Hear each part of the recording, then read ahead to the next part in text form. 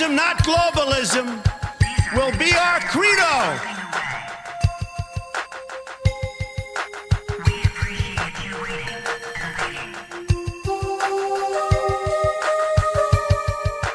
What is it you're waiting for? Do you even know anymore?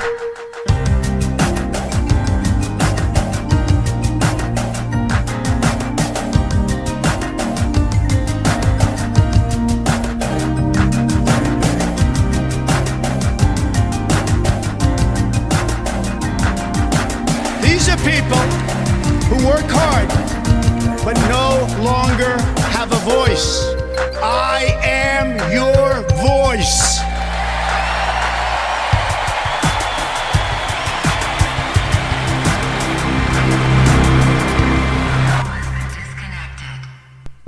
Hello everybody and welcome back to a brand new live stream. It's been about a week since our last one, but it's Tuesday night. You guys know what that means.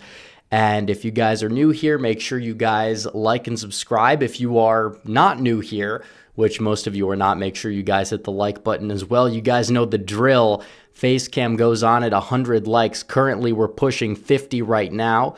Got 140 viewers in the live chat. A lot of people still pouring in. So we're going to talk today about a lot of stuff.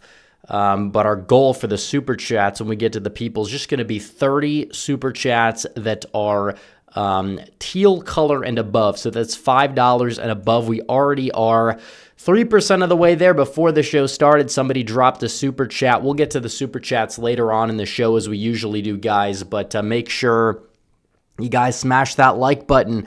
We got to talk about Signalgate. What's going on? Was there a breach of security at the White House or the Department of Defense? What's going on there? We're going to talk about some of the recent special elections that most of you didn't even know took place tonight, where the Republicans did not do so well in.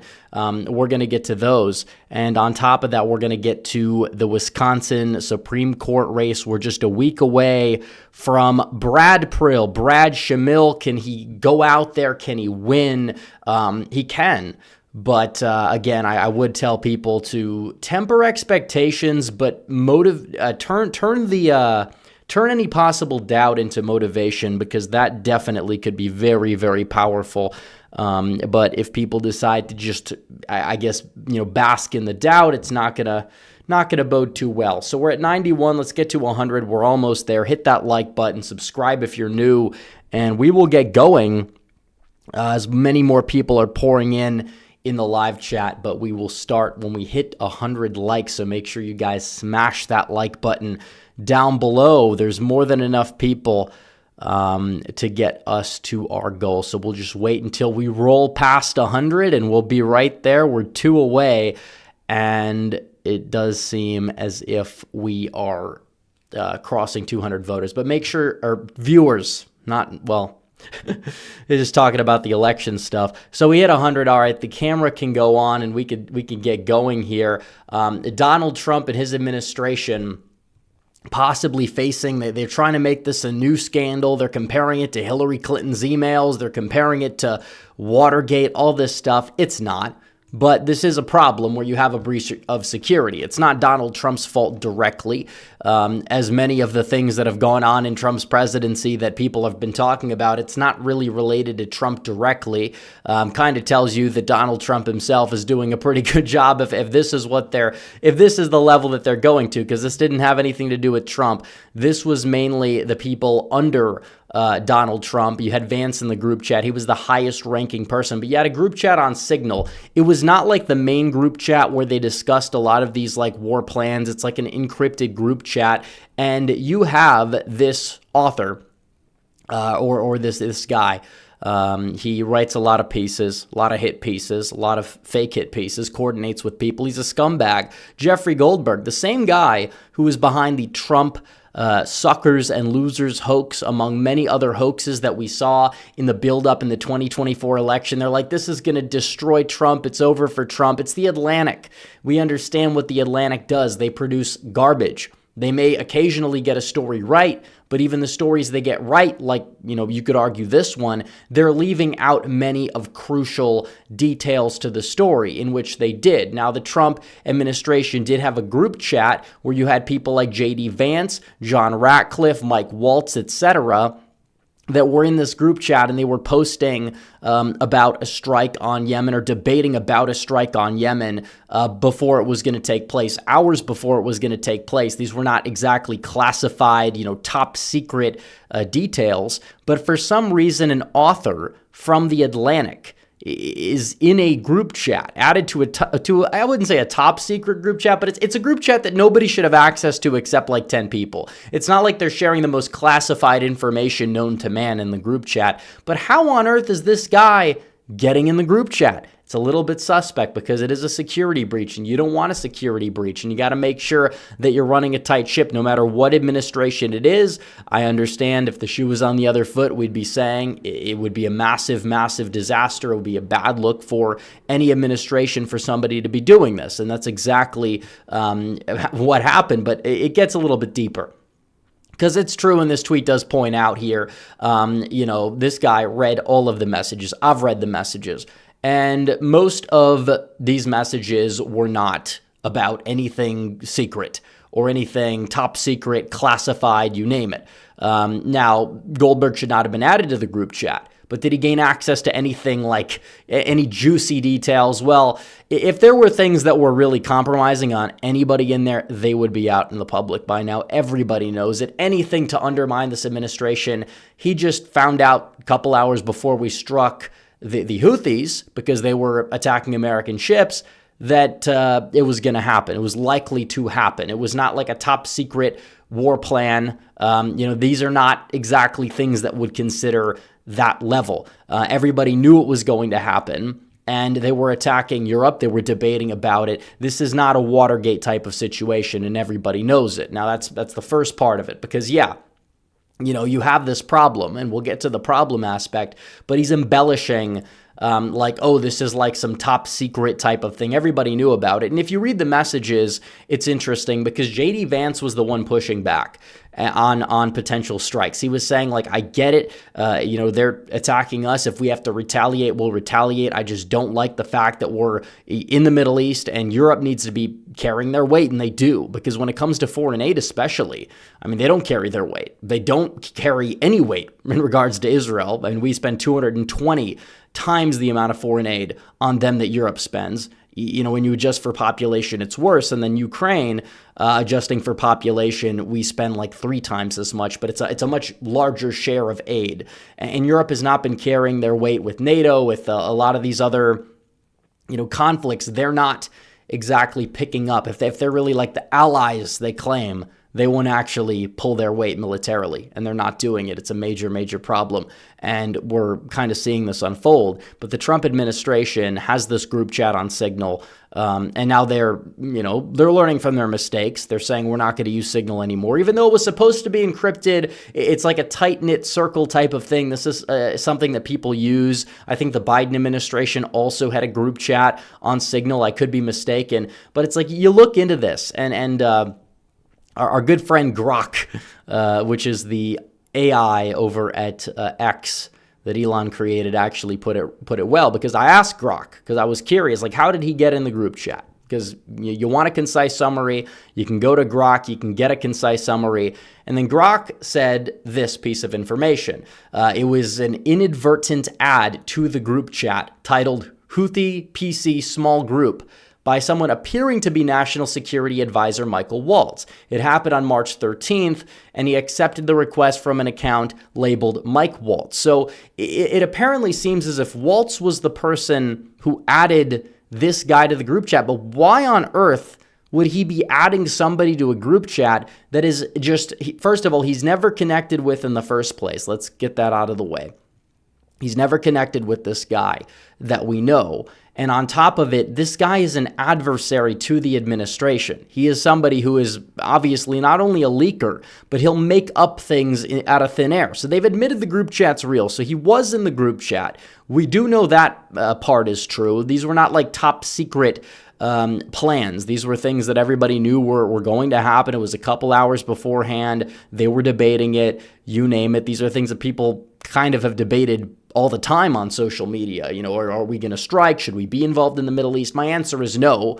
But when we're there, it's like when Trump said, keep the oil. If we're going to be attacked, we're going to have to retaliate. But yeah, Biden, for putting us in Yemen, that was disgraceful. We shouldn't be getting involved in these wars. But if you're involved and you want to pull out, you gotta do it effectively. And if our people are being attacked and killed, then these people are going to be struck back. And that's the way it works. So in terms of how this whole thing shakes out, it's like you have this journalist who's added to a group chat he should not have any access to, for one. For two, he's added by like this one guy who's in Trump's administration.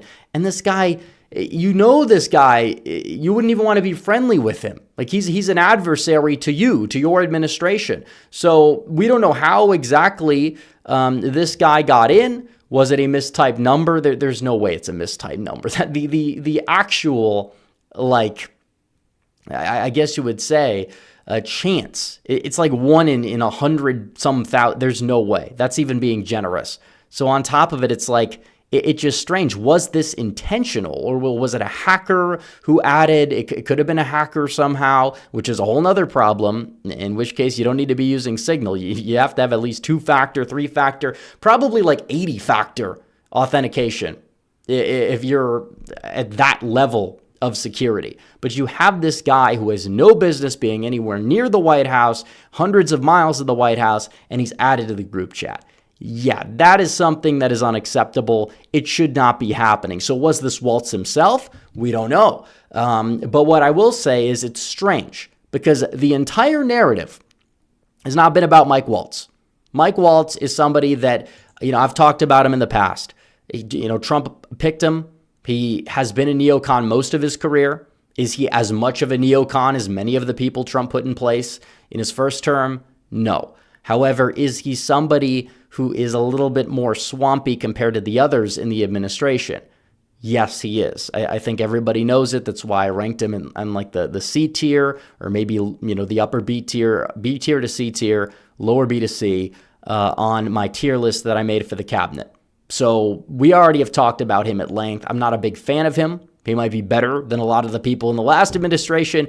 That's not saying a whole lot when it comes to foreign policy. Let me be clear about that. And this guy is coordinating with Jeff Goldberg, who is a known enemy to Donald Trump.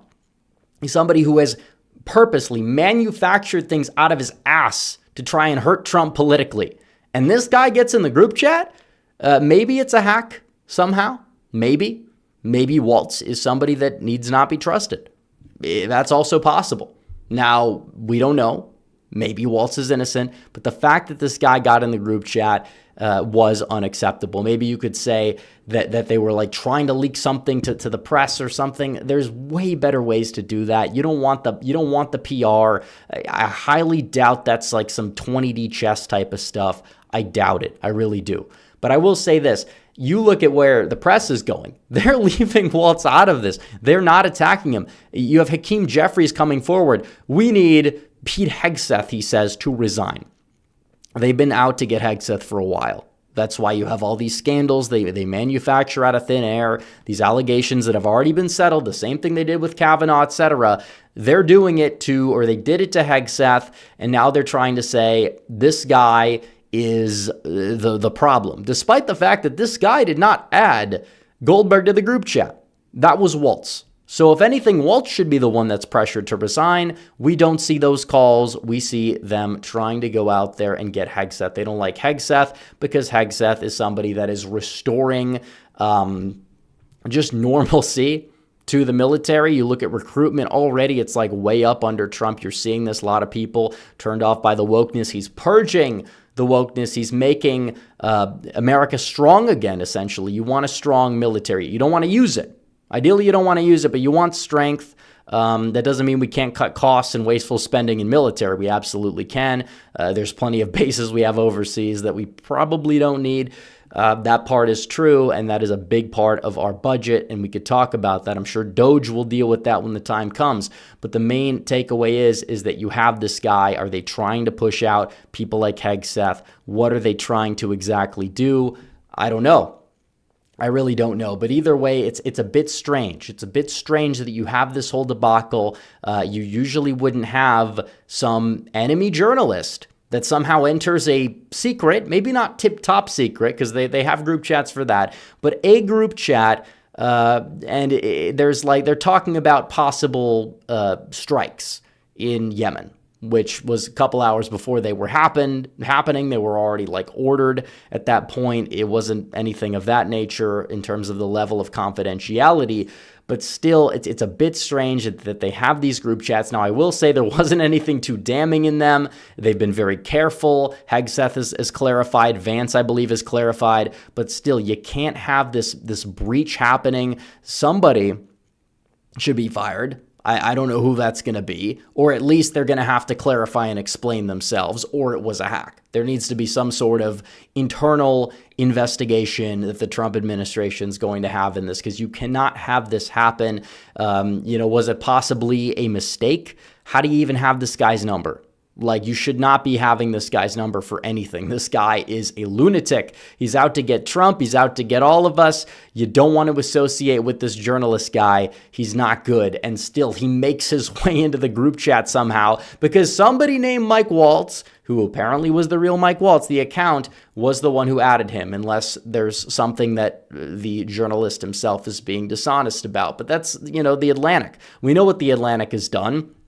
We saw it in Trump's first term. They arguably helped change the outcome of the 2020 election. They tried to change the outcome of 2024, and they failed miserably. But they've been out to undermine Donald Trump at every possible step of the way, and now you're seeing it again. So you look at this, and it's yeah, this is not good. We understand that. And something needs to be done. I'm interested in hearing what you guys have to say about this. What's the theory on this? Let me know in the super chats, because it's a little bit strange that you have this guy that somehow miraculously finds his way in a secretive group chat discussing national plans. Can't have it happen. It could have been an accident. It's not like Watergate. It's not the Hillary Clinton email scandal, because keep in mind, this information's here. Did J.D. Vance beat up phones with hammers? I don't think so. Did Pete Hegseth try to use BleachBit to clear out the chat? No.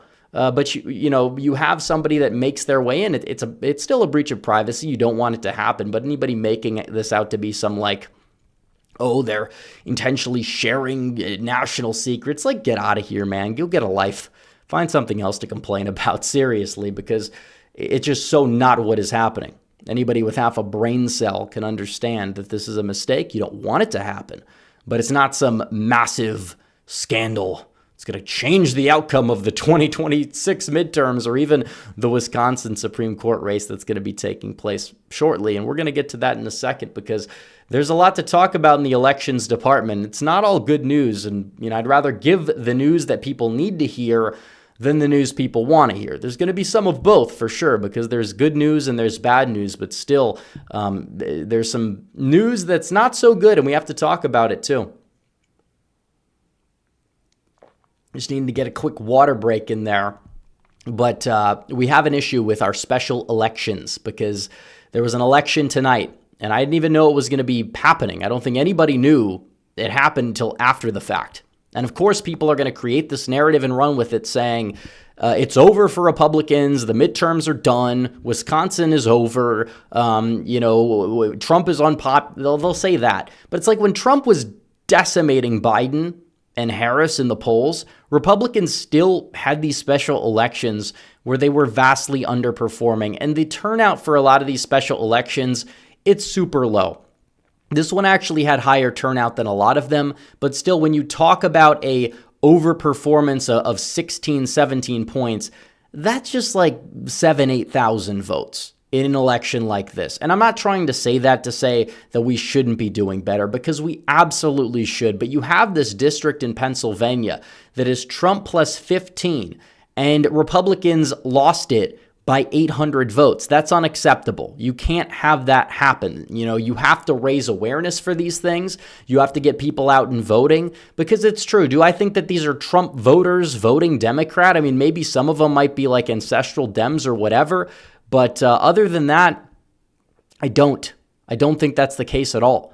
And when it comes down to something like this, it's a major issue if you're not able to get these voters out to the polls. You need to get these people voting. This is your base. You need your base to vote in every possible election. It is true the Democrats have a higher education attainment on average. That was not the case 10, 15 years ago. It doesn't mean Republicans don't win any voters with a college degree, but it means that they used to win them. Now they don't. Those type of voters are more likely in many places to turn out in special elections. It's also why in California, you are seeing Republicans overperform in special elections. You see it in Texas as well, exurb in Texas.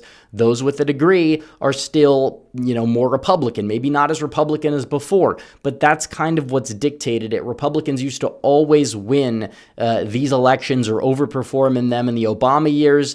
It's a different ballgame in politics, and Donald Trump has put the party on the map at all in a presidential year. They were going down the pathway of destruction before he came along, revived the party, brought in a lot of new voters because the GOP was losing voters. But Trump changed the game, and he honestly gave him arguably a leg up in the Zoomer generation. We didn't really see that until the 2024 election, but we're seeing it now. It's like college towns, and maybe the educational demography in the future elections 20 years down the line is going to look a lot different. A realignment could happen, or it could be like an age thing, and that's the way it goes. But regardless, when you look at things like this, you see the Republicans, they're underperforming. They don't get these people out to vote. And a lot of people don't even know the election's happening. The type of person that's out there, I was driving by a Tesla dealership. I didn't even know it was there.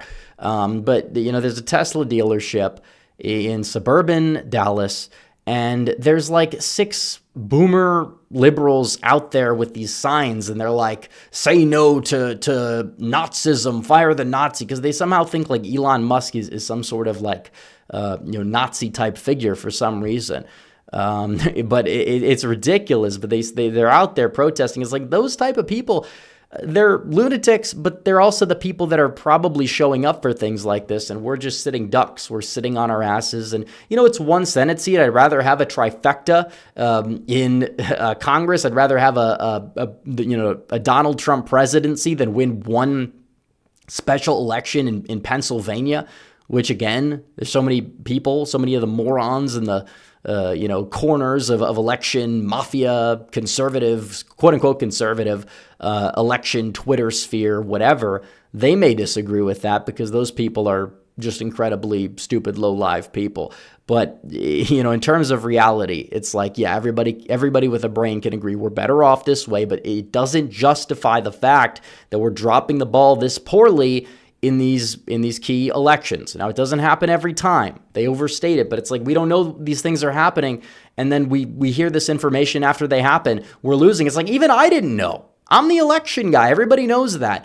And if I don't even know this election's happening, how is like the average blue-collar factory worker in Lancaster, Pennsylvania supposed to know these things are happening?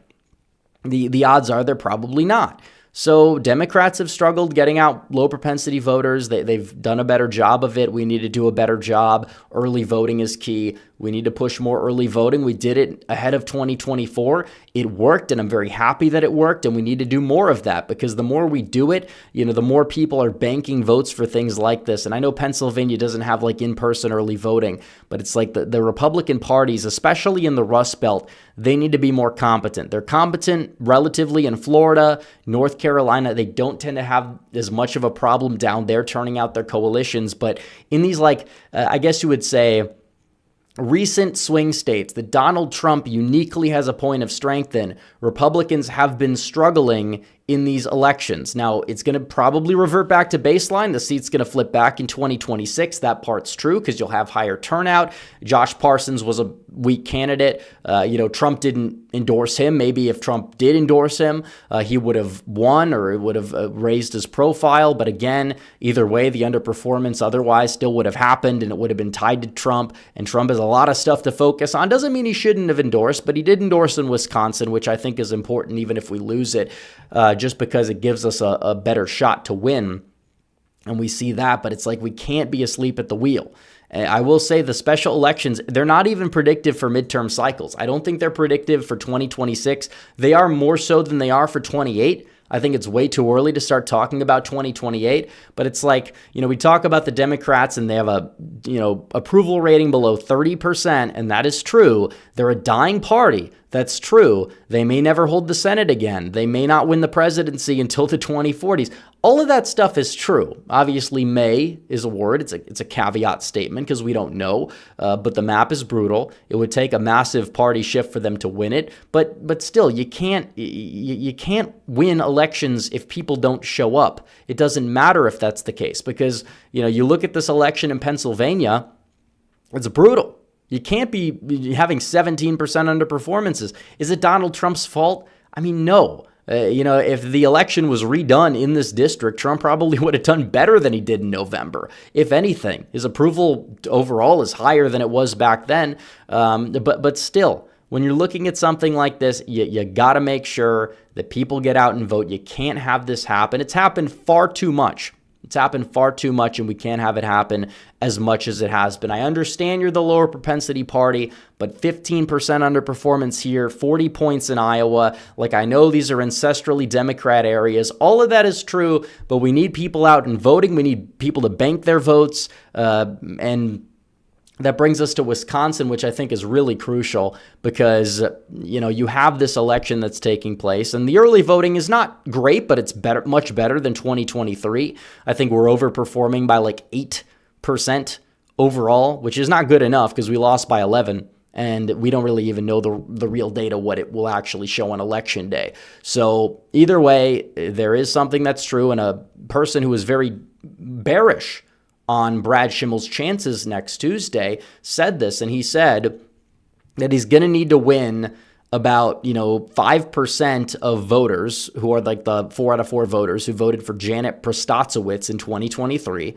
I think he could do that in terms of the swing voters. I think that probably about 10% of her voters ended up voting for Trump. And if they're turning out again, I think that Schimmel, he has the Trump endorsement. Abortion's not as big of an issue as it was back then. He might be able to win 3 to 5% of her voters. If he does that, he's in good shape so long as he sees a surge of turnout on election day. That's on Tuesday. So people in Wisconsin need to understand this. This is crucial, and a lot of people don't know it's happening. But Trump got almost 2 million votes in the state. If you get half of that, if you get 1 million votes for Brad Schimmel, he's going to probably win. Like, that's the target. If you get 1 million, maybe a little bit more than that, he's going to win. So you need to make sure if you are in Wisconsin, you vote, you take everyone you know to vote. If you know people in Wisconsin, make sure they know about it. Make sure they vote, talk to people, get your Trump-supporting friends, family, etc., acquaintances, coworkers.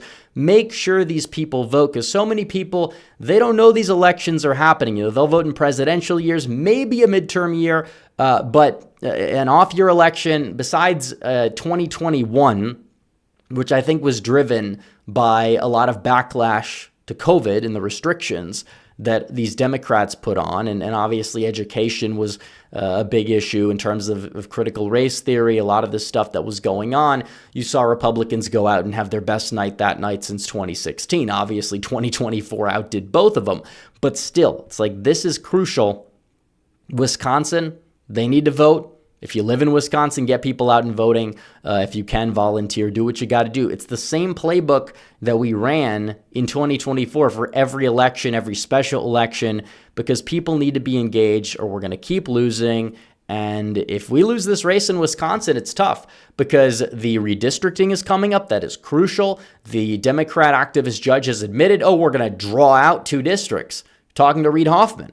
who was a top donor for Nikki Haley in the primary just to mess with Trump, and also led the whole E. Jean Carroll hoax nonsensical lawsuit. He's like a Soros type of guy. Soros is dumping money. Now, thankfully, we have a Soros now who's dumping money with Elon Musk. You have a lot of other big power players that are joining him in the race. It's not like it's going to be as lopsided of a race funding wise, and turnout might be higher, but it needs to, higher turnout will help us.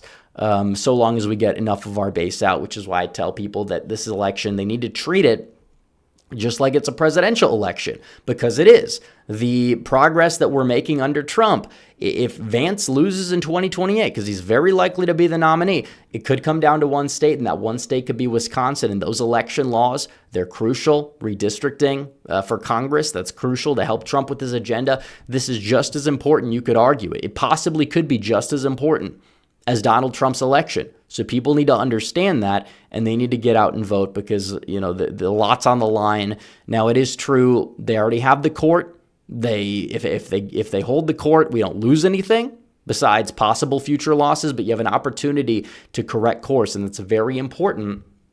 And it comes down to turnout. We have enough math to win. It doesn't even matter if Trump's approval rating is really in the gutter, which it's not.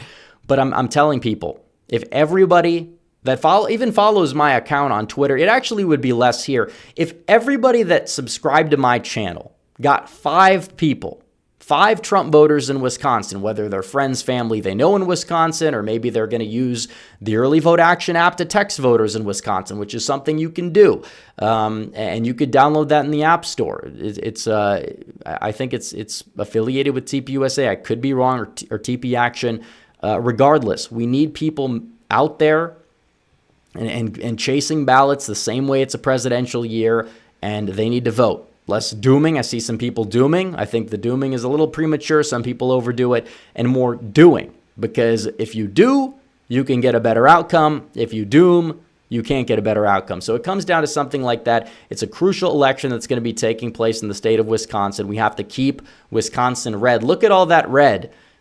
Door County actually was the only county that Trump won in 2016 that he didn't win in 2024. And there were a lot of close calls. He almost flipped Greene County, almost flipped Portage. I think one of the counties up in the northwestern area, which, there's a lot of government jobs there, a lot of Chicago retirees. That's why it's so blue. One of those counties almost even flipped to Donald Trump, and he did better in most places in the state. The WOW got a little bit bluer, but it was like a net 1,000 to 2,000 votes overall compared to 2020 on net, so it wasn't a ridiculous amount. But either way, that's besides the point. We got to keep Wisconsin red and make sure it can stay red in the future. And everybody should be invested, because, you may not live in Wisconsin. That's true. It's not going to just affect Wisconsin. The House makeup will affect your life. Whoever wins Wisconsin might win the whole thing in 2028. It's very possible. We win North Carolina and Georgia and Nevada, Arizona. It could come down to Wisconsin, or maybe we don't get Georgia, we get Michigan, but somehow fall short in Pennsylvania. Wisconsin could be that state. It's not the most likely tipping point state, but it is a very possible one. And if you lose North Carolina and Georgia, you're going to probably need Wisconsin at that point. Not saying it's going to happen, but you never know what's going to happen, and we need people out and voting, period, so we can retake the Badger State. We already have it, but we got to retake it at the state level, and this is a good first step into making that happen. So without further ado, I want to get to the Super Chats and see what you guys have to say. We will leave the message on the screen about Wisconsin, but we have quite a bit to get to. We got 400 live viewers. We got 250 likes. Make sure you guys hit that like button. Let's get to 300.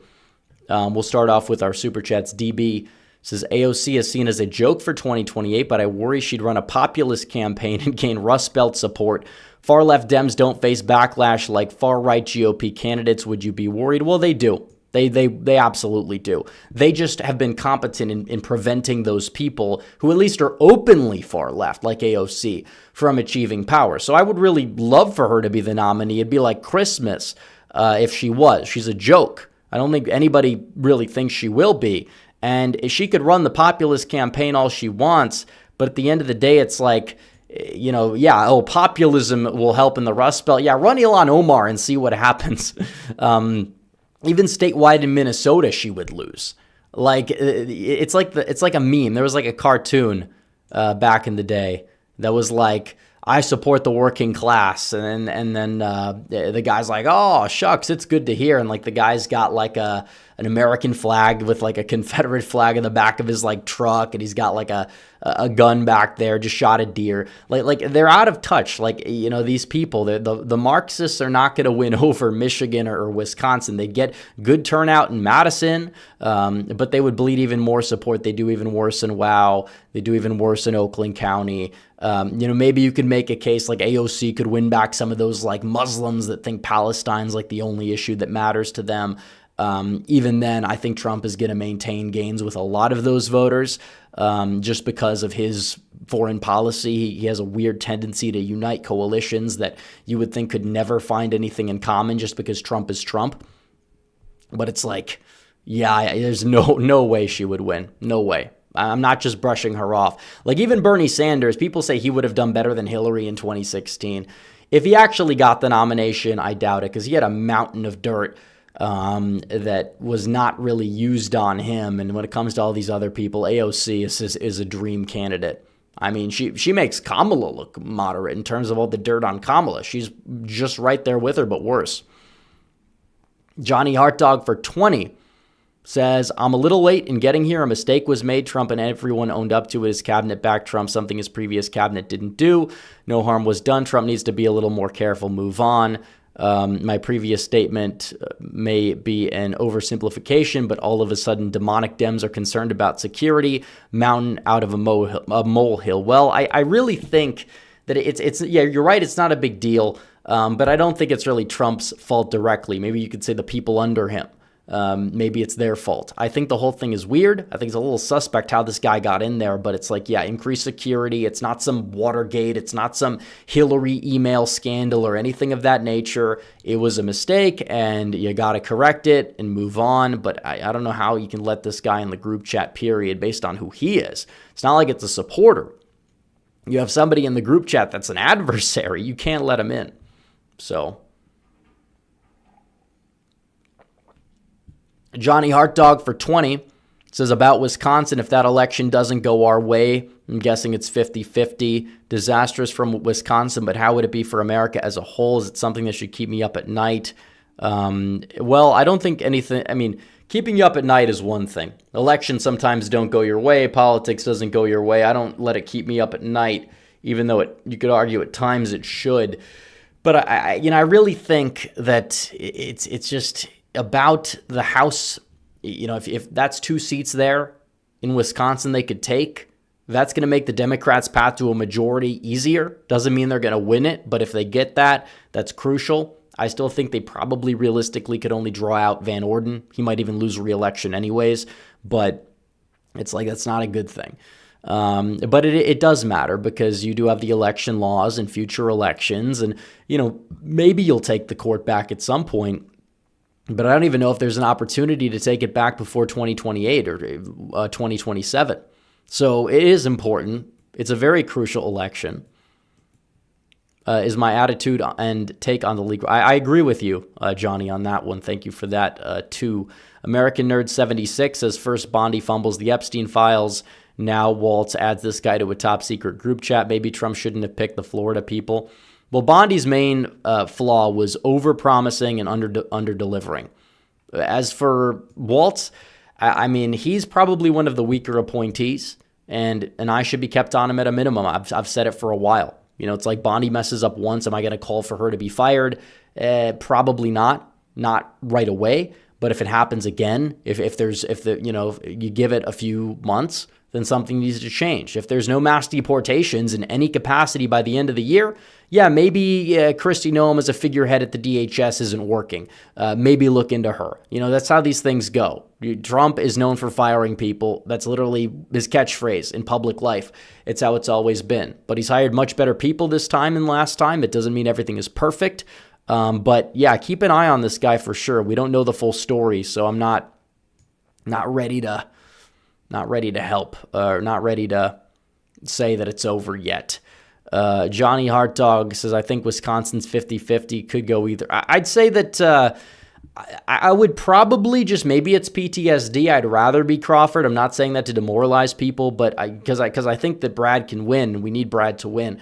But at the same time, it's like, I don't think it's insurmountable. It's close. And in terms of the betting odds, I can't tell people binding advice to bet on things. I'm not going to do that. But if I'm a betting man and I look at the poly market odds and it's like 10% for Brad, I'm probably going to take that, take those odds in some capacity if I was going to bet money on either candidate, because I think his odds are much better than 10, even if they're 30, which might be around where they are. Either way, it's going to be single digits. I think that, yeah, you could say lean Dem or lean, because technically it's not party affiliated. You could say lean liberal, lean Crawford, but I think we can win it. We got to get people out and voting. We got to have a big week, so we got to keep pushing. So that's true. Sam Madsen says, I think in the South, religiosity helps Republicans turn out. In the less religious North, it's a problem. I think you're on the right track, but I think the education thing plays more of a role, because Republicans in the South that are more educated, they have a college degree, those type of people, they are more Republican because, and you could say because they're religious, so that they kind of ties in. But these like newer Republicans, they like Trump, they don't like the left, but they don't turn out for elections like this, and it is a problem. In the South, we've never had problems with turnout. Also, the lower propensity voters in the South tend to be more black. And in the North, where you have these states with electorates, even in a presidential year, in Wisconsin, that are over 80 to 85% white, Republicans are going to benefit off that. Same thing in Pennsylvania. Michigan's a little bit less white, but still, it's still something that has benefited Democrats there, because you have more of the Democrat electorate that does tend to be, have a college degree. Black voters are more working class. They're less likely to turn out for things like this. That doesn't mean there isn't a segment of the black population that is a very high propensity demographic, mainly black women with a college degree, probably arguably the highest propensity demographic in terms of voting in the country. Very, very Democrat as well. Real Texan Politics for a member chat says Republicans need to abandon the single day voting messaging until we figure out well, I think we have abandoned it to an extent, but we need to do a better job of it. People need to understand they're not going to throw your vote in the trash if you vote early. I mean, it's a little bit of paranoia. I understand why people are upset and paranoid at the system. I don't even trust the mail-in system 100% myself, but the in-person early voting, you can vote early, you can track your vote, you can make sure your vote is counted. There's no reason not to do it if you know which way you're going to vote. You don't know if there could be a snowstorm on election day, especially if it's an off-year election like this, where, April or March snowstorms happen in Wisconsin all the time. I grew up in Michigan. I know how it is. Like, weather is something that is a big factor in turnout for things like this, and people need to understand that. So Jacob Hawley for 10 says, if Dems win the midterms barely by 1 to 4 seats, I think they'll just impeach over and over, won't pass legislation. People might get tired of it again and vote. Well, I think they will. They're not going to have the Senate. There's no way. They will have the Senate. Even if Murkowski flips parties, they're not going to have the Senate. It would be 50-50. And you'd have a little bit of a more honest product there.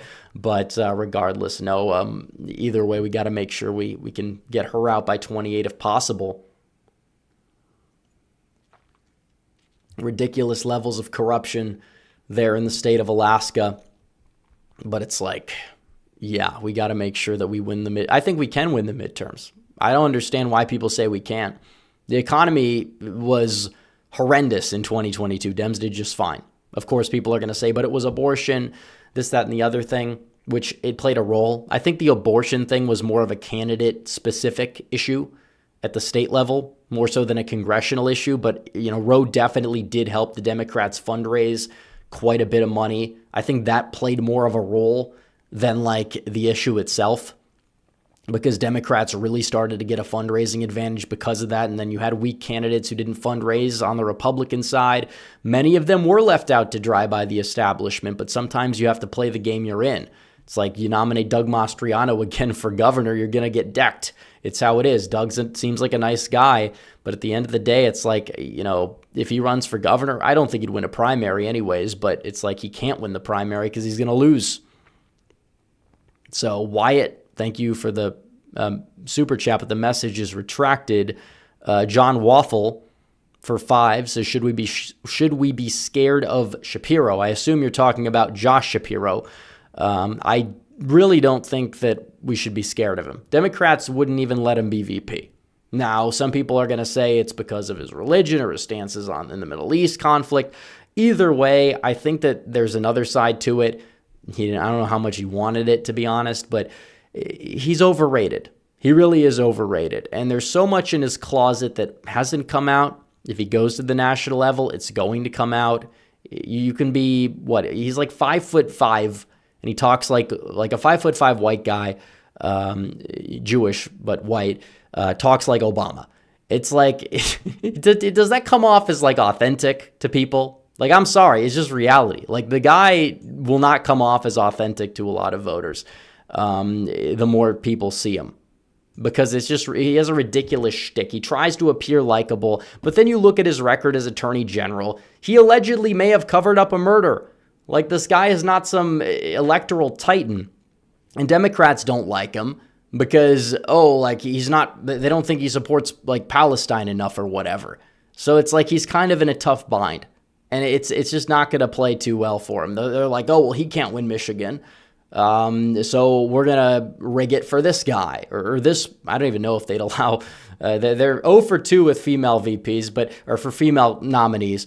But at the same time, you never know. They're just too woke to realize that, it might be a lie, which I don't think it's a liability in and of itself. I think it's the women they've chosen, but it's like they don't have any candidate that I can look at and say, I'm worried about this person. I'm not worried about Newsom.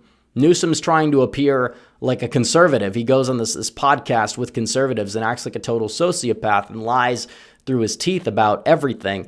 And people, in terms of the approval rating polls, we've seen post that his approval rating is diving among liberals. It's low among moderates, and with independent or with conservatives, it's just as in the gutter as it was before because everybody sees through his like dollar store Patrick Bateman style LARP.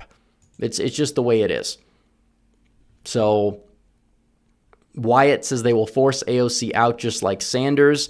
It's insane how much support for communism exists in America. McCarthyism was right. Well, he was from Wisconsin. So Wisconsin needs to get out and vote. And obviously people will critique the tactics of McCarthyism. And some of them did get pushed back because they arguably were going too far. But the main takeaway is the fact that, the intentions of it existed for a reason.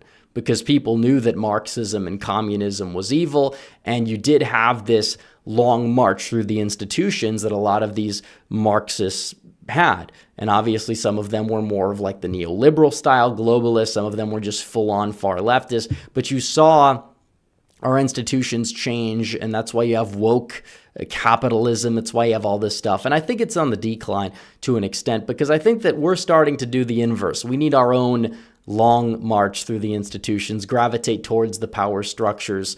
If we're able to do that and we're able to gain a foot in the door of a lot of these places, we're going to be far better off. We're going to be far better off.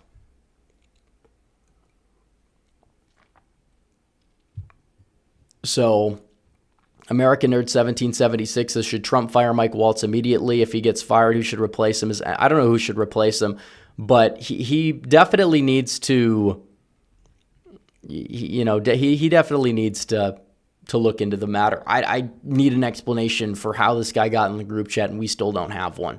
So when we get one, then you can look at it. But until then, I don't know. Sam Madsen says, everybody I know in Wisconsin personally is a Democrat, so I'm keeping my mouth shut. Yeah, that's a good idea. I mean, I'm saying if people know Trump voters in Wisconsin, get them to the polls. Get them to the polls. Johnny Hartdog for 10 says, during midterms and consequential special elections, Trump, Vance, Musk, and local governors should be in full campaign mode as if it's a general election. I mean, I agree. It always is election season. This election might not turn a lot of heads. We might not be getting 150,000 views on a video talking about the Wisconsin Supreme Court race like we did every video before the election, although I've been covering some of the results in some of these specials. We had a video blow up, but and that's good. I'm glad about that. But in terms of these should be getting just as many.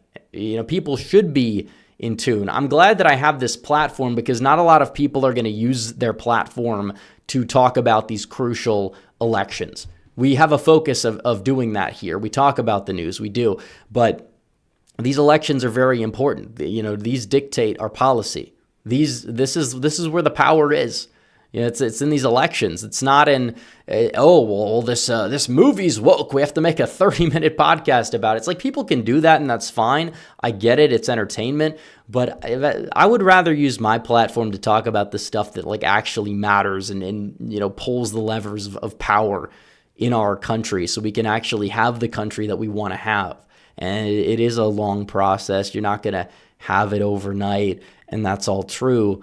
But, these little things matter. These little wins matter. They add up. They really do.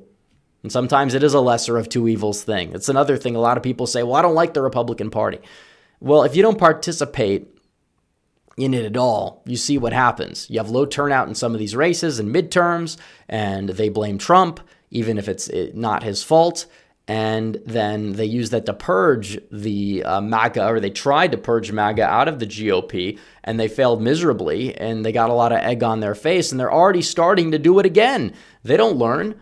They don't realize that it's their problem. It's a problem with the brand of the GOP. But still, we need people out and voting. But we need people that are actually, and also in primaries as well, we got to make people aware of what's going on. And then go from there. So you have Wisconsin, you have these special elections, and it's like, I don't know what's going to happen. I will say that we are putting more energy and emphasis on Wisconsin, so maybe it will pay off. Maybe we'll have a little bit of an upset victory. Either way, if it's within 5, I think you could say it's a good sign, like a moral victory, but there's no moral victories in politics. There really isn't. Like, it was close, but we didn't win.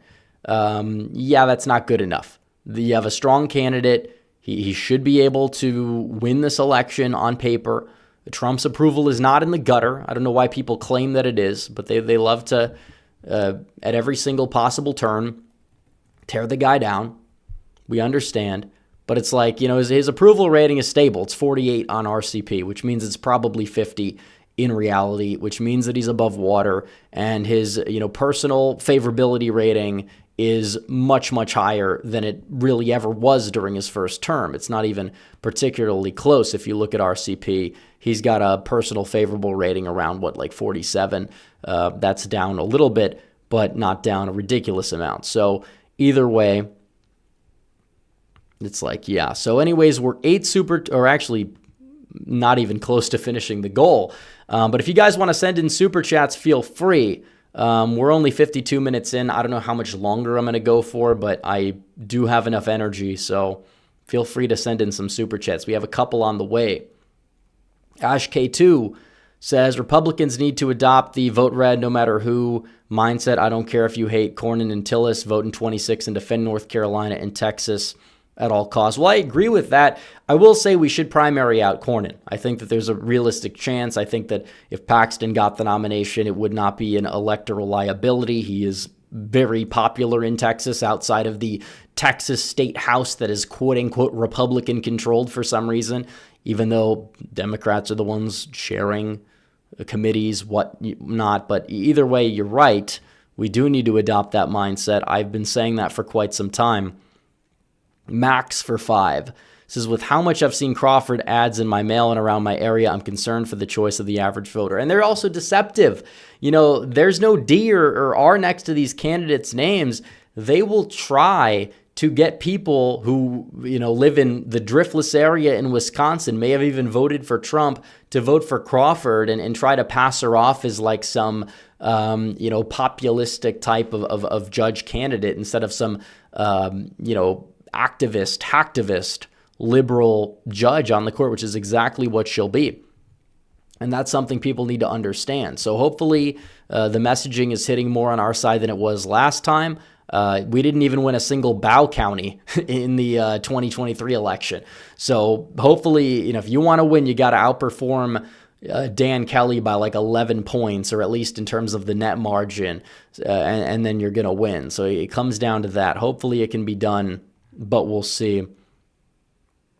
But I agree. I am concerned. I don't have high hopes. I'm not going to sit here and promise people it's going to be a Republican, or I guess not even Republican, a conservative victory, when we understand that there's a lot of big money at play. And thankfully, we're in the arena, thanks to Elon Musk and a few other people in that department. But is it going to be enough in a state like Wisconsin that's very, your Trump base is very low propensity? He can win the state. Presidential year, it's going to be competitive for sure. Vance, I think, could win the state in 28. But in terms of a lot of these other people, these special elections, midterm elections, not all that confidence. You got to really drum up the support in the WOW counties and definitely get enough of those low propensity voters out to vote to win. I mean, the early vote data is not phenomenal in Madison. I don't expect high turnout in Milwaukee. I mean, there were more raw votes cast in 2023 in Madison than there were in Milwaukee. So is the Democrat energy there going to be as high? Well, it's not in the early data, but it is in the, very Republican counties, which is a very good thing. So we'll see what happens on that front. We're not quite there yet, but let me see.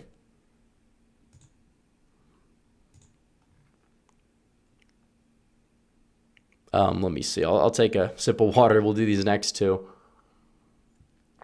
Chance Andrzik says, when's the Red Eagle and Real American? I've collabed with him over the years on a few things. I don't think that there's a specific set video plan, but I guess you'd have to go back in his live stream archive. We've done a few streams years ago, but I don't have any plans for any collabs at the moment.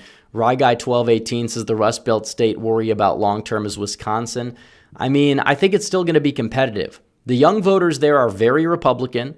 That's a good sign. But these older, white boomers, some of them are just unmovable. It's kind of a tough situation. And then you have a lot of these millennials that have moved into the WOW counties from Chicago even, and they're going to be liberal. Madison has grown. It's kind of slowed down a little bit. A lot of the growth has slowed down, but if you have an economic boom in the Trump years in these places, it could inadvertently negatively impact Republicans like it did in Georgia, but I don't think it's going to be this ridiculous shift, especially because a lot of the Zoomers that are coming up and kind of fit that bill, they tend to be more Republican, more Trump friendly, which is good. And if that happens and you see this trend continue, then you're going to see you are definitely going to see some positive returns in some of these places. So there's a lot of nuance to our electorate. You have so many people that they're viewing it after 2020 as urban versus suburban versus rural. And they don't understand the nuances behind different types of suburbs, educational demography, and also we learned this time around age. Age is partially why Texas moved to the right so much. Age is partially why the Rust Belt lagged behind a little bit. And obviously, a lot of money was spent there by the Harris campaign. They still were 0 for 3. They couldn't even get one. They needed all 3. They got 0, which is pretty funny, but still. And also, we almost picked off New Hampshire. If we did that, we wouldn't have needed a Rust Belt state. But I would much rather win the Rust Belt than not win the Rust Belt. Ash K2 says Cornyn outperformed Trump in 2020, and you want to risk nominating a polarizing figure like Paxton in a Dem. Well, there's not a single Democrat in Texas that they could put up that would even remotely get within 5 of Paxton. So, you do the math on that one. This is in 2018. Paxton, it was going to win far more of the Hispanic vote than Ted Cruz did, probably more of the white vote than Ted Cruz did as well, or just around there, and he'd win. He'd probably win by upper single digits at worst. He won by, how much money did they spend against him in 2022? He won by 11. He almost ran in line with Abbott. So, I don't know. Chance Andrzik says, why do you think boomers have gotten so liberal? It's because, it's a mixed bag. I don't think they've really gotten liberal. Some, boomers have moved left, but it's mainly the old like boomers and silent gen. They were very Republican. They, it's a fact of life. These people pass away, they die off, and they're replaced by younger generations. And the 65 plus demographic, you're starting to see that. Democrats were like, we're never going to lose an election again. Problem, the young voters in Gen Z that have entered the electorate have been very Republican, and millennials have moved right a little bit as well. So when you combine all these things, it's not a winning recipe for the Democrats, but it's like, yeah, the older generation's still going to be split down the middle. But I think a lot of it is just stubbornness. If you're older, you're not going to be as likely to flip your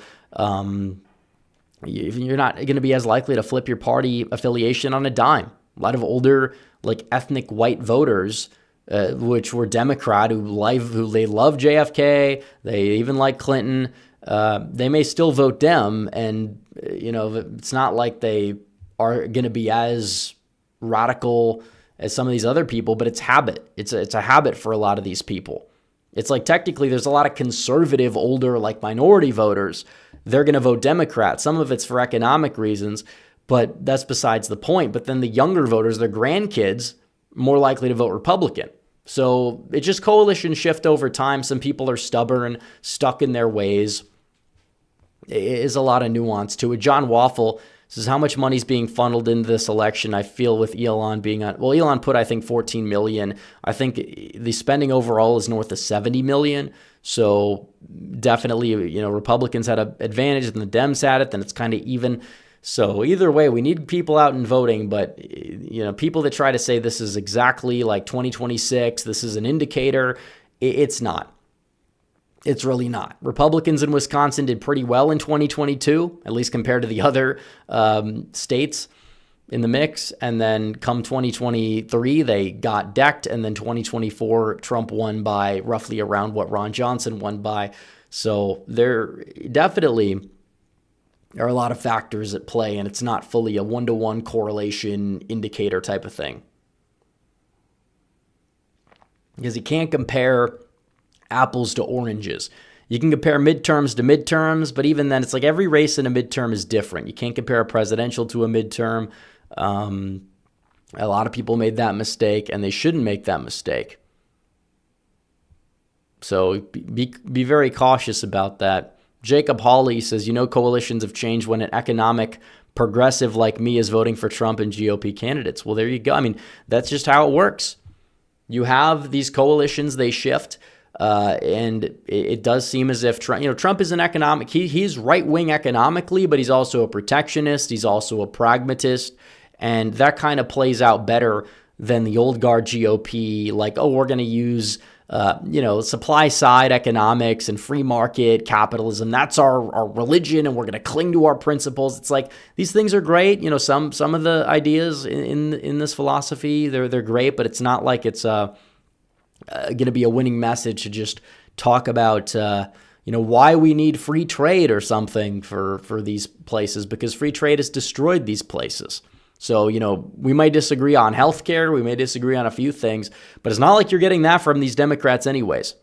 Trump probably is more likely to actually find a way to get a healthcare plan done, even though he hasn't created a plan in his entire political career. But it's like, there are a lot of other issues, and there's things that he has done that have been positive on that front as well. So we have 13 more until we reach our goal. I don't think we're going to hit it. We could continue it into the next stream though, for sure. But either way, yeah. It's definitely a crucial election that's coming up, an underrated election. Not a lot of people know about it, but it's a very important one. We need people turning out. If you live in Wisconsin, get out and vote. If you don't, make sure you contact people if you know anybody who lives there, and if not, there's still ways to volunteer. Brother Ted says, how off was 24 polling, and what of the Iowa poll was off by 17 points. That was atrocious. Should be ashamed of themselves, but they don't have shame for some reason.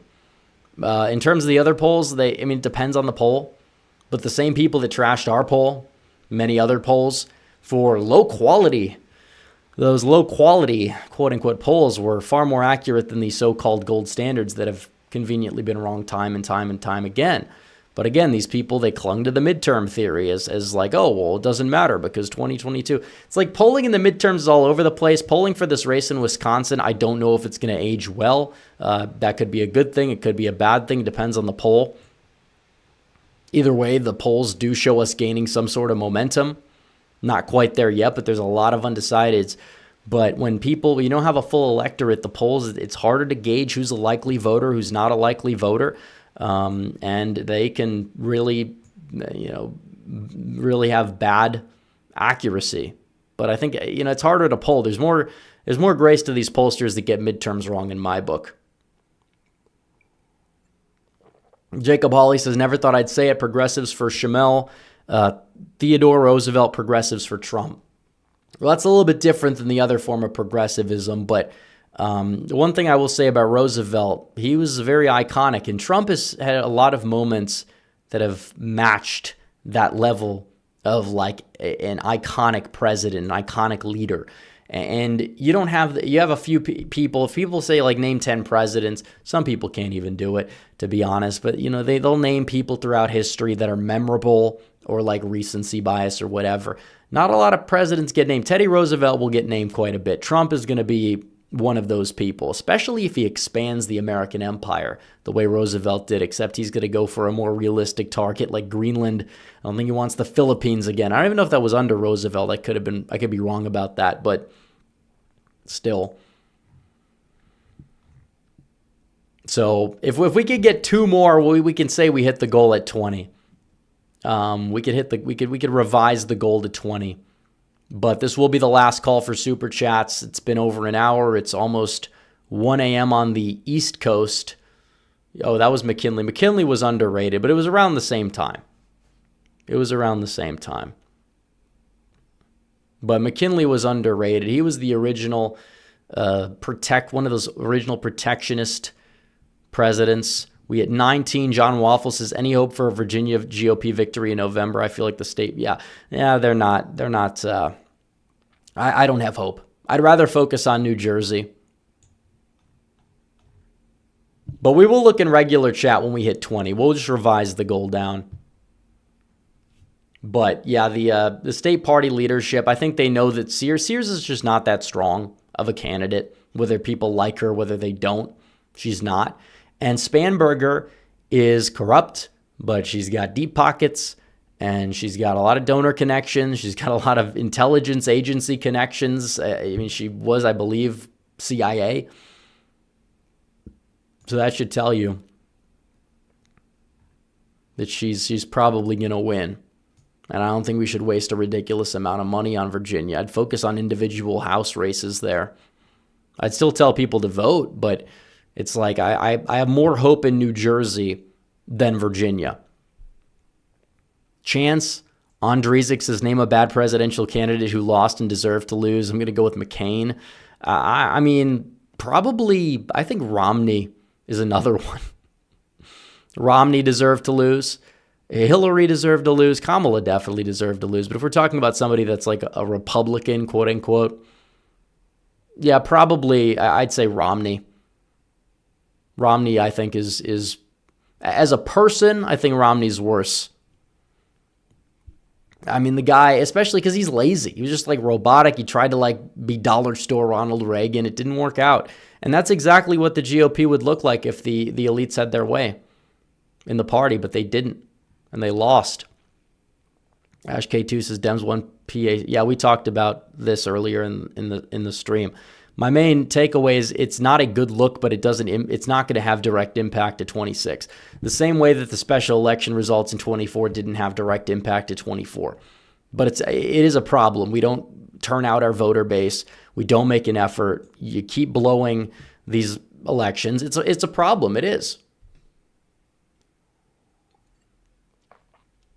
Sean Browning says, how do you think Republicans will win both the specials, but it's like Randy Fine is a blowhard. People don't like the guy, and I don't blame them for not liking the guy.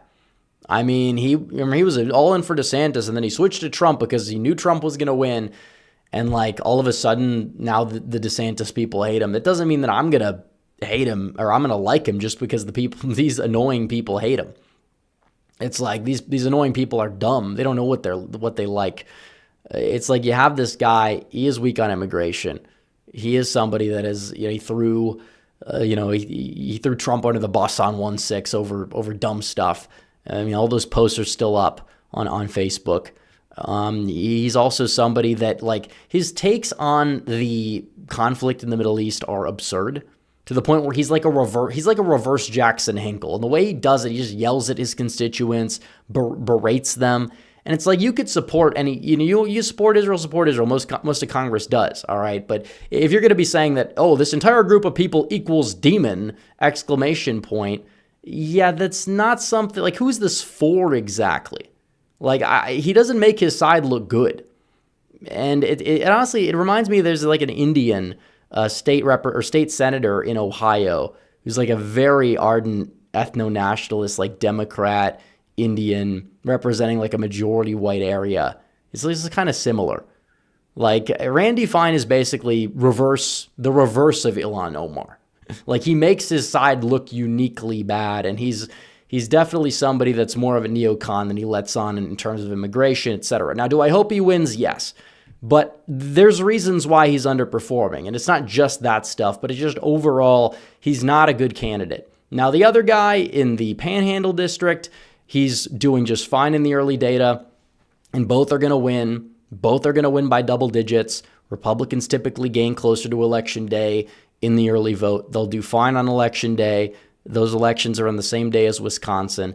But it's like, you have this guy, Randy Fine. He's a blowhard. He's like a knockoff of Peter Griffin in the looks department. He just like yells at people. He's like praising pictures of like dead babies. It's like, okay, you have a side in the conflict you support. Do you have to cheer on pictures like that? Do you have to do that? Because you're not helping your side when you do that. You're making your side look bad. It's like, but you still do it anyways. And it's like, yeah, we don't have, this is not the 2008 bloodthirsty, warmongering GOP. We're trying to move away from that brand. You could support a side in the conflict, absolutely.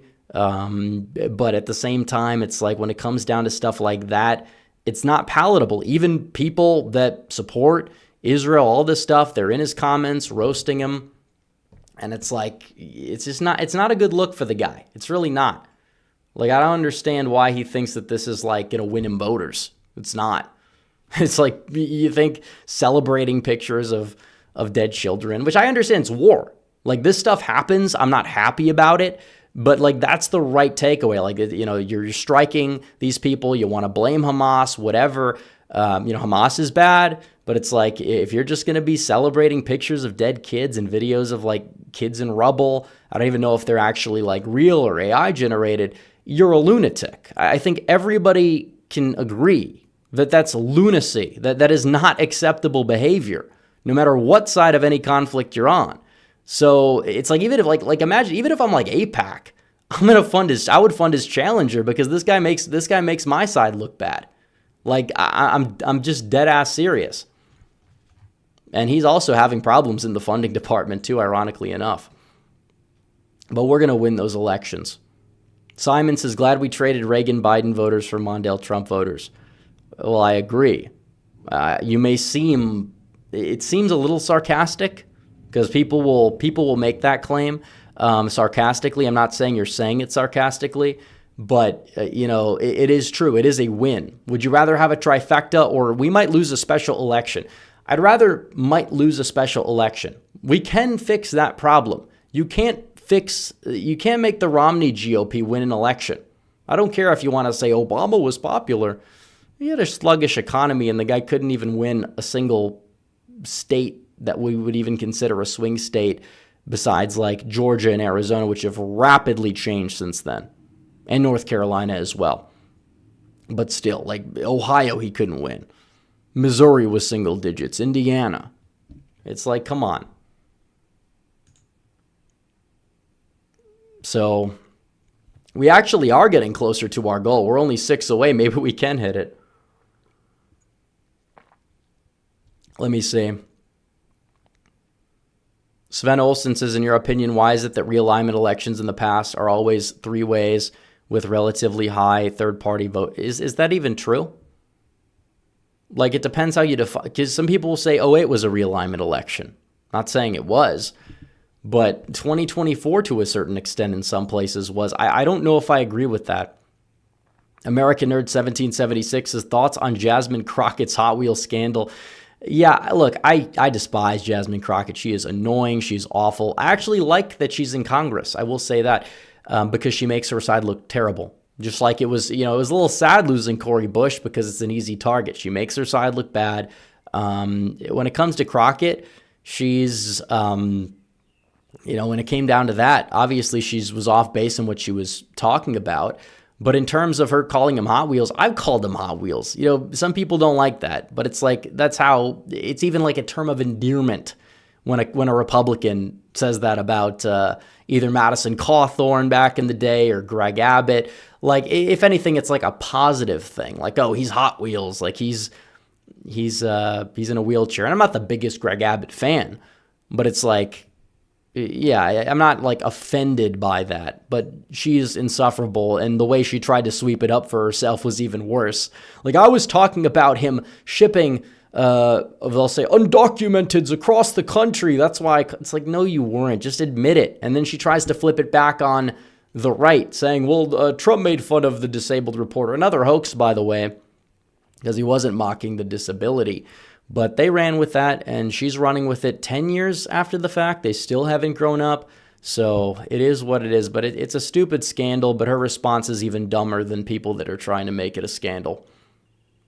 Sam Madsen for 10 says, my relative in rural northern Minnesota told me about her friend who is pro-life and pro-gun but still votes Democrat and isn't movable. This is what we have to deal with in the upper Midwest. Yeah, I know. I mean, these people... it is a mess. Now, the younger generations that are coming in, it's a little bit different with them. That's true. But it's like you have people that are, this is why you have Trump Whitmer voters. This is why you have, and there are many. This is why you have a lot of people that they don't quite get it. They don't. We have to work around that, though. It doesn't mean we can't win. But Minnesota, I don't really have hopes for Minnesota anytime soon. American Nerd 1776 for 10. Mike Johnson on the federal courts issue. We do have the authority to overturn the courts. As you know, we can eliminate an entire district court. We have the power of funding over the courts. Well, that's good to know. I'm glad to hear Johnson say that, and I didn't even think of that angle myself. We're 5 away. Shout out to Tech Geo 490 saying, sup, American Nerd 1776's thoughts on JD Vance going to Greenland on Friday. Well, hopefully they can get in talks. Like, it would be so beneficial for Greenland to join the U.S. for the people. They want independence. They can have independence, and they're still going to eventually, in the long run, I feel like, join the U.S. because they'll realize that it's better for them. They just don't like, big bad Trump is saying he wants my island. It's like, yeah, he does, because it's a win-win. Like, you're telling me these people are going to say no to like $1 million each? Like, it would be well worth it in the long run to give these people that much support. It's an investment. It's not like you're, subsidizing the entire country of Senegal on welfare, which we already technically do a lot of that stuff with our foreign aid dollars, which Trump thankfully has suspended most of. Not saying it's perfect, but it is a step in the right direction. So,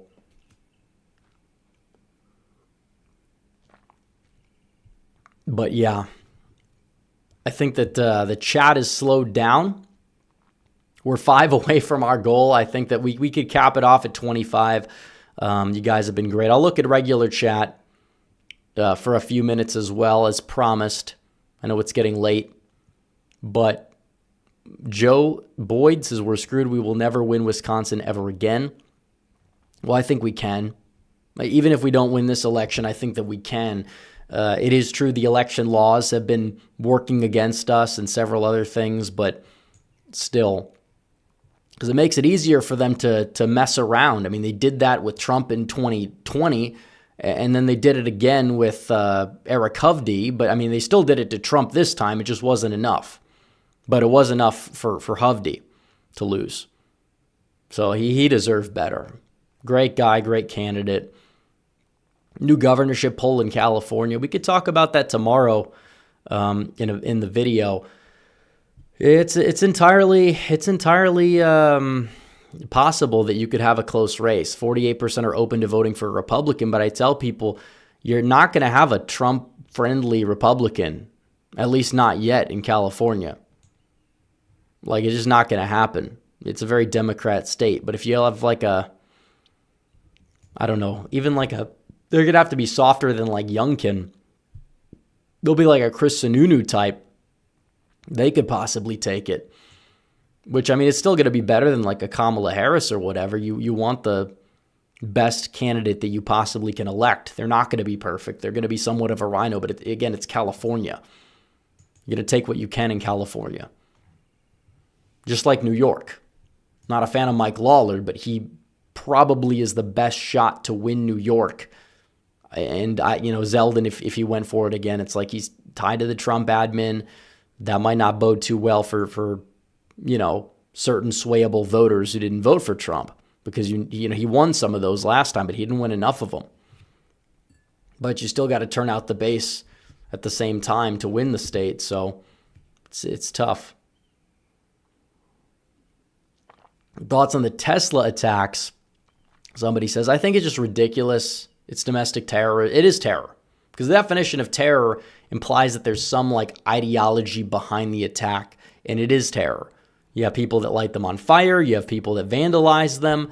Because Elon Musk, they don't like the fact that he's actually effective. It's funny because we've had to deal with Soros and all these other people for how many decades? But the second we actually have, I mean, we technically had the Koch brothers, but I'm kind of glad that we don't have them as much anymore. But you have somebody like Elon. The party has changed, thankfully. But Elon is on board with that, so much so to the point where he's actually come aboard in part because of it. And he's helping out. He's spending his resources. And he's gutting or trying to gut and audit the deep state. They don't like it. So then you have all these people. There's all this AstroTurf nonsense against Tesla, protests at Tesla dealerships. It's like crazy. Right-wingers are the ones that are now buying the electric cars. And the liberals are the ones that are trading them in for SUVs that get 15 miles per gallon highway. Like, this is where we're at right now. It's insane. But it's true. So somebody said something about Canada. Liberals probably are going to win now, which was not the case before. And a lot of people will blame Trump for it. And I'm not going to say that the tariffs have not impacted the discourse, because they have. However, it's not like Pierre Poilievre or Poilievre, or however you pronounce his name, is like a Trump guy, because he doesn't like Trump either. And Trump endorsed the liberal in Canada, which could have been reverse psychology. Maybe he sees it as easier to take advantage of him. I don't know why he did that. But I think it's a net positive for Pierre that he did. But in terms of that race up there, it's like the reason why it tightened is mainly because of Trudeau being gone. Because a lot of Canadians, they didn't like Trudeau, but they're liberal.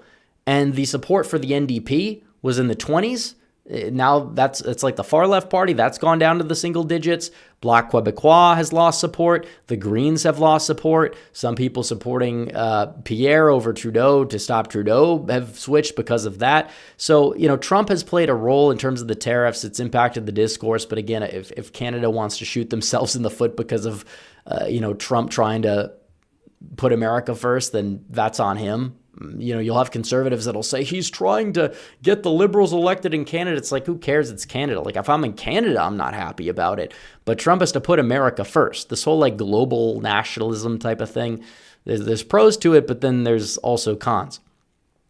But in terms of Canada, yeah, a lot of that is just Trudeau is just not as much of a force in the election, because they did to him basically what they did to Joe Biden.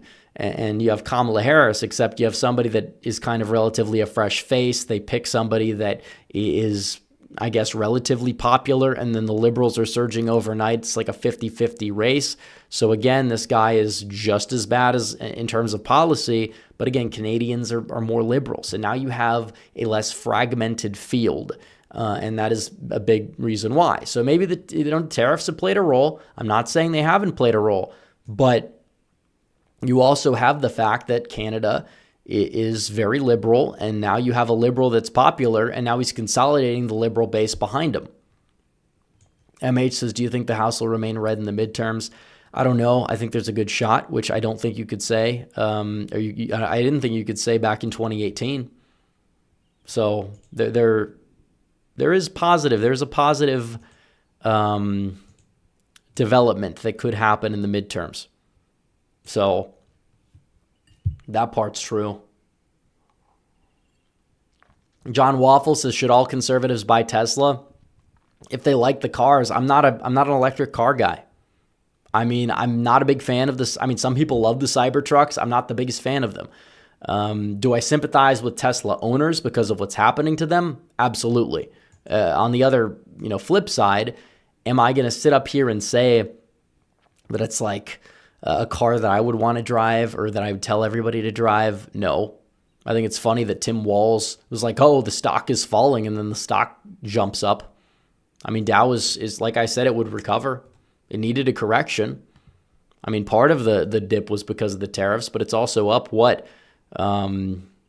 It's up on the year, even from the start of the year.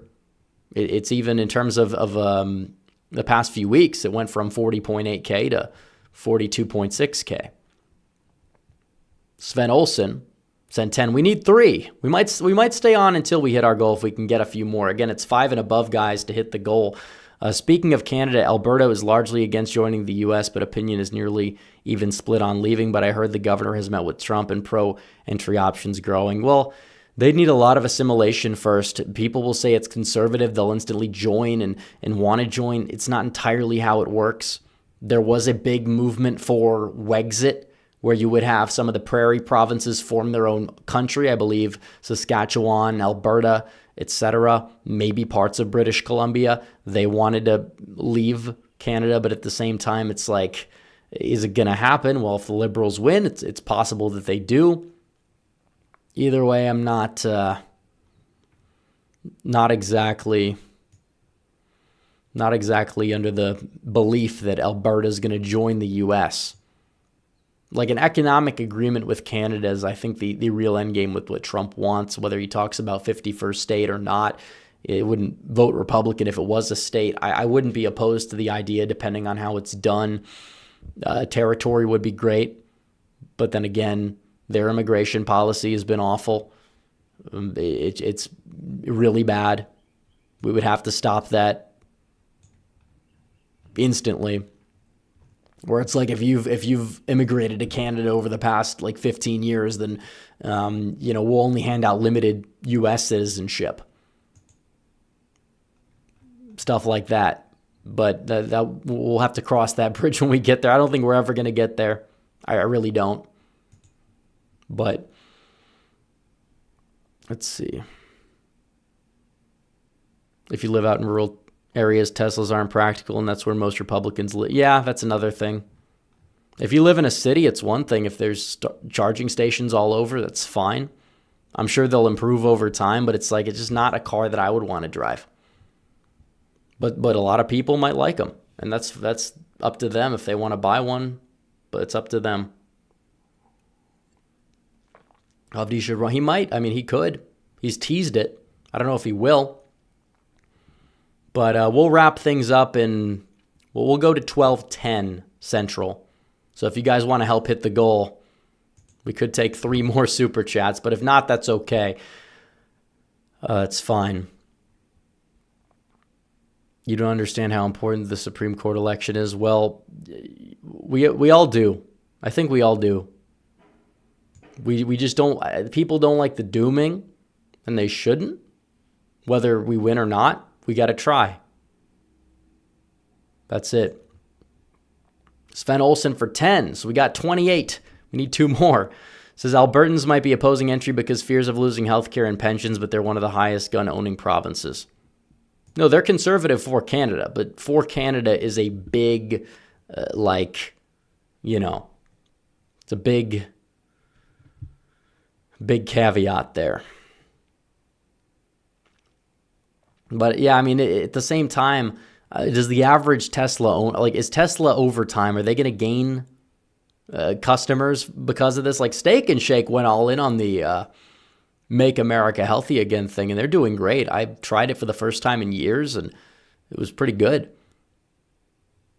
Especially now that they're not using as at least as many seed oils. I know they still have to phase some of them out. It's not perfect, but they're working on it, and we need more companies doing it. You don't even need to legislate at times. Sometimes the free market can sort itself out. Sometimes not so much. How often do I eat fast food? Probably maybe 2 times a week. It's usually not like low end. I mean, it's all kind of, it's all, a lot of it is seed oils are in it. I try to cook as much as possible, but sometimes you're in a rush. Sometimes you gotta get something, but not too often. If I eat like 15 to 20 meals a week, including like breakfast, lunches, dinners, I probably like 10% of them are going to be fast food, not even. And it's usually like not deep fried type of stuff anyways. You got to watch the macros. It's a big thing. Will Mark Kelly be defeated in 2028? I think he will. I think he's overrated. Arizona keeps going down the way it is. I think that both Democrats are going to lose in 2030. I think that Nevada, they're going to see the same thing happen. They got lucky. The realignment hasn't fully affected the down ballot. By the time it does, it's not going to be too good. But maybe they could. I don't think Gallego's going to hold on. I think he's not pretending to be moderate. He voted to shut down the government. I think Hobbs loses. Documentary, possibly. J.R. Williams, we're 1 away. We got to stay on till we get that 30th. He says, with the current status of the SAFE Act, can it clear the Senate cloture vote? And if it passes, will it negate the Dem secret weapon absentees? I don't think you're going to get a single Democrat to vote for it, to be honest. So I think it's kind of a bill that's in a previous Congress that is not exactly going to go anywhere unless the GOP has 60 senators. But it should. So now I have to stay on until I get the 30th, or I'm going to feel bad for leaving everybody hanging at 29.